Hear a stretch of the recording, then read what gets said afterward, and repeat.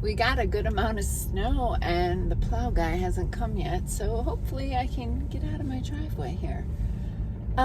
Today's video is going to be talking about all the buzz. What do we have here? Eagle? Yeah, bald eagle. Immature one. No white head or tail yet, but he's all mottled. Oh crap, I don't know if I'm going to get out of this driveway. Massive snowbank. Have to look both ways. 4-wheel drive on. Let's go, baby. Oh, see, that's why I buy snow tires, people, not the all-season things. Nice.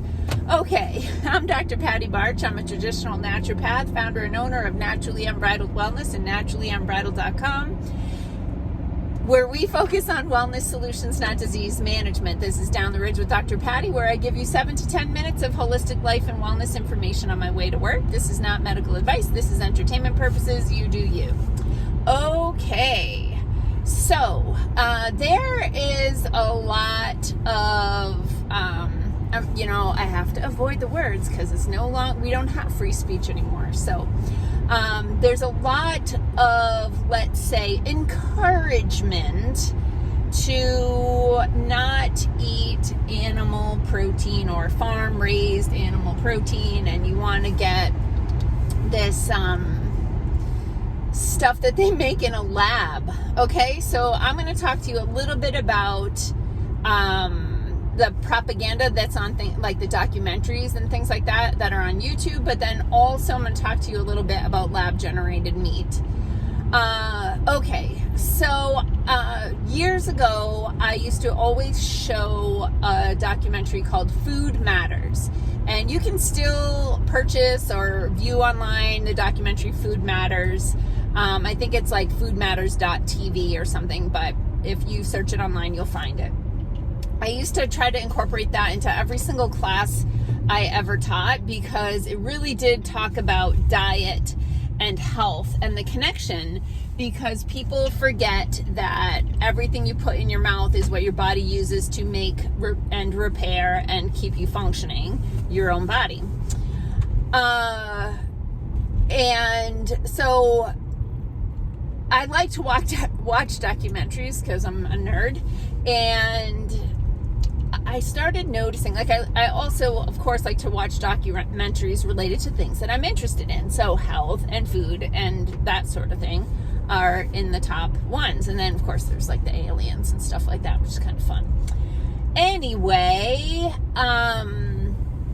we started noticing, and I think it was like maybe Forks Over Knives might have been one of the first ones that really started some propaganda about how you shouldn't eat plants. Now, let me just say, that you shouldn't eat meat. Let me just say that I absolutely believe that eating a bountiful amount of plants is very good for your nutrition.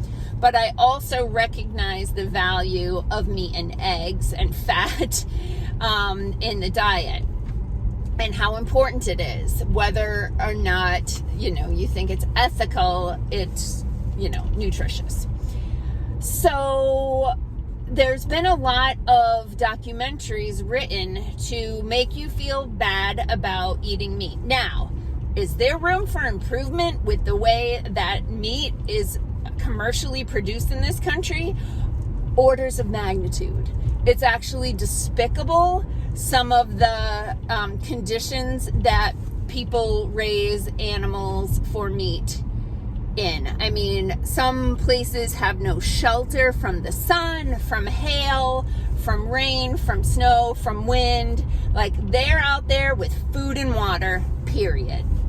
And that's despicable, and it does not honor the spirit of the animal as Native Americans did. So there's a whole spectrum of ethics involved in animal production. Now, there is a movement towards what's called sustainable agriculture, and people who are into this all know who Joel Salatin is. He's a farmer in Virginia, and he uses sustainable farming practices based on, like I always say, the way nature does it.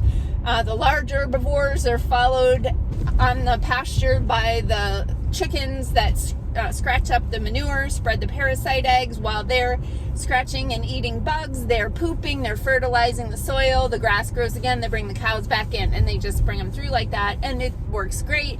And they grow the most nutritious, most delicious, ethical meat, because they like, Joel Salatin is famous for saying it's the pigness of the pig, right? He lets the pigs be pigs, and so they have happy lives and then one bad day. So there's a big movement. The underlying message in a lot of these documentaries is that meat across the board is bad and you should only eat vegetables. Now, there's this whole other movement towards fake meat, which is disgusting. And even way back when, and I'm full disclosure, my naturopath program was very much focused on a vegan diet, and I was vegan for several years. I don't remember. So, I'm putting that out there.